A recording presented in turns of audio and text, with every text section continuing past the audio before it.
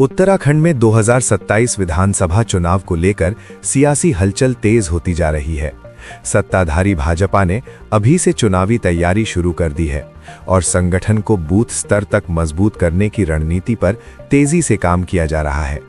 Party के प्रदेश प्रभारी और राष्ट्रीय महामंत्री दुष्यंत गौतम लगातार जिलों का दौरा कर कार्यकर्ताओं में जोश भरने और चुनावी रोडमैप तैयार करने में जुटे हैं।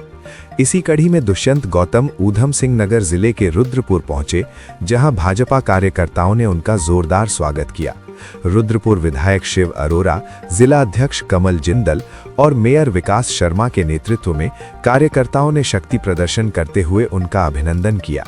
इस दौरान बड़ी संख्या में पार्टी पदाधिकारी और कार्यकर्ता मौजूद रहे। राजनीतिक नजरिए से देखें तो भाजपा अब 2027 विधानसभा चुनाव को लेकर मिशन मोड में काम करती दिखाई दे रही है। पार्टी का फोकस संगठन को बूथ स्तर तक मजबूत करने पर है। इसके लिए लगातार संगठनात्मक बैठकें की जा रही हैं, जिनमें कार्यकर्ताओं को जिम्मेदारियां सौंपी जा रही हैं और चुनावी रणनीति को धार दी जा रही है। उधर चुनाव की आहट के साथ ही पार्टी के भीतर संभावित दावेदारों की सक्रियता भी बढ़ने लगी है। कई नेता अपने अपने क्षेत्रों में जनसंपर्क अभियान तेज कर रहे हैं और विभिन्न कार्यक्रमों में सक्रिय भागीदारी कर शीर्ष नेतृत्व की नजर में आने की कोशिश कर रहे हैं। इससे साफ संकेत मिल रहे हैं कि आने वाले समय में भाजपा के भीतर टिकट को लेकर प्रतिस्पर्धा और भी तेज हो सकती है। कुल मिलाकर भाजपा ने 2027 के विधानसभा चुनाव के लिए अभी से चुनावी जमीन तैयार करनी शुरू कर दी है। ऐसे में आने वाले दिनों में उत्तराखंड की राजनीति में सियासी गतिविधियां और तेज होने के आसार हैं। भारतीय जनता पार्टी सतत संगठन और सरकार के माध्यम से जनसेवा का कार्य करती है।